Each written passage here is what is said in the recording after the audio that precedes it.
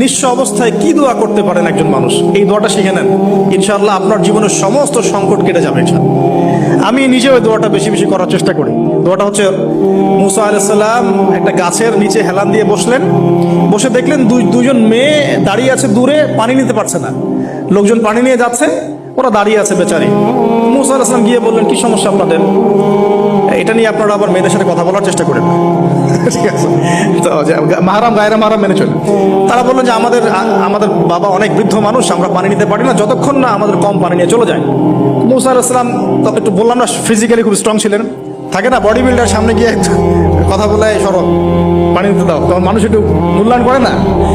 তো মুসা আলাইহিস সালাম এভাবে পানি নিয়ে দিলেন এবং বাছুরদেরকে পানি পান করালেন, করিয়ে গাছের নিচে এসে বসে আছেন। বসে বসে তিনি দোয়া করছেন, এই যে দোয়াটা তিনি দোয়া করছেন, রব্বি, একটা নেক কাজ করলেন, নেক কাজ করলেন না, মানুষের উপকার করলেন, নেক কাজ করে এসে গাছের নিচে বসে দোয়া করছেন, আল্লাহ এখানে তো আমার খাবার পানি বাসস্থান কিছুই নাই, আমি কি করব? রব্বি ইন্নী লিমা আনজালতা ইলাইয়া মিন খায়রিন ফাকির।